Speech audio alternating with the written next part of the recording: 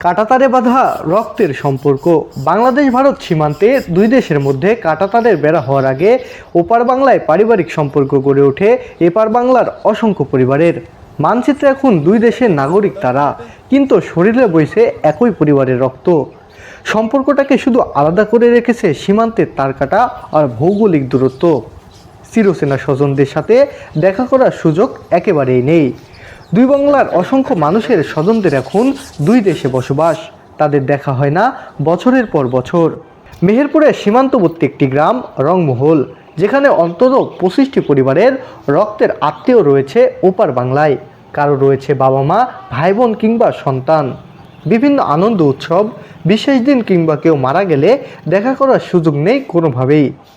একসময় সীমান্তে পতাকা বৈঠকের মাধ্যমে বিএসএফ বিজিবি দেখা করার সুযোগ করে দিলেও সীমান্তে কঠোরতা বৃদ্ধি পাওয়ায় সে সুযোগও আর নেই। 30 বছর আগে মেহেরপুরের গাংনী উপজেলার রংমহল গ্রামে বিয়ে হয়েছিল ভারতের দুকি শেখের মেয়ে রজিফা খাতুনের। স্বামী আব্দুল নকিবকে নিয়ে সুখের সংসার হলেও মন পড়ে রয়েছে ওপার বাংলায় বাবা মা ভাই বোনের কাছে। দেখা হয় না বছরের পর বছর, মনের মধ্যে স্মৃতি নিয়েই বসবাস। আমি ইন্ডিয়ার মেয়ে, আমার বিয়ে 30 বছর হয়ে গেল।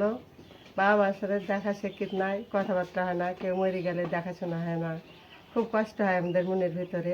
রজিফার মতোই কাঁটাতারের বেড়া হওয়ার আগে ভারতের ইউনুস আলীর মেয়ে হারিসার বিয়ে হয়েছিল বাংলাদেশে। স্বামী শরীফুল ইসলামকে নিয়ে কাঁটাতারের বেড়া হওয়ার পর পাসপোর্ট করে একবার ঘুরে এসেছেন বাবার দেশ থেকে। স্বামীর বাড়ি থেকে বাবার বাড়ির দূরত্ব মাত্র 15 মিনিটের, কিন্তু দুই দেশের সীমান্তে কাঁটাতারের বেড়াজালে আটকে রয়েছে তাদের আত্মীয়তার সম্পর্ক। বাবা ভাই বোন সবই আছে, দুনিয়ার বুকে ধরে কাউকেই দেখতে পাই না। তা যা চেষ্টা করি কিন্তু যা চেষ্টা হয়ও না। আর যেহেতু গরিব মানুষ, পাসপোর্ট ভিসা করে যেতেও পারি না, মনে করে আফসোর করে ধার দিতে যাবো ধরে। তো এই ধারে তো ধরে যাওয়া হয় না, ধরে কী করবো, বাড়িতে এইভাবেই থাকি। এখানেই শেষ নয়, এপার বাংলার অনেক মানুষের আবার বিয়ে হয়েছে ওপার বাংলায়।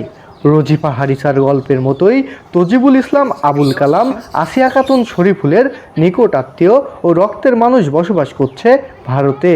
মন চাইলেও দেখা করার সুযোগ নেই তাদের। ভারতে আমাদের মামা আছে, নানা নানি আছে, তারপর খালা আছে, ওরা ভিতরে আছে, আমরা দেখা সাক্ষাৎ করতে পারিনি। তার কাটা হওয়ার পরে যাইতে আসতে পারিনি, তাতে 20 বছর যাওয়া হয়নি। কেউ যদি মারা যায় মনে করেন তাকে তো দেখবো, এরকম তো মানে পথ নেই। মনে করেন যে আছে আমাদের যদি যেতে হয় তাহলে 5 ফুট করি সেই দর্শনা বেনাফুল এই অঞ্চল থেকে ঘুরে যেতে হয়, কিন্তু আমাদের সেটা তো আর।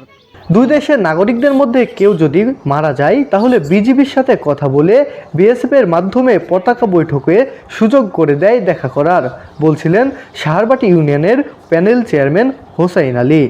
স্বজন যদি মারা যায় দেখা যাচ্ছে তারা সেভাবে দেখা করতে পারে না, তবে আমরা আমাদের জানালে, আমরা বিজেপিকে জানালে ওরা বিএসএফ এর সাথে কন্ট্যাক্ট করে আপনার লাশ এই সাইডে নিয়ে এসে দেখানোর ব্যবস্থা করে।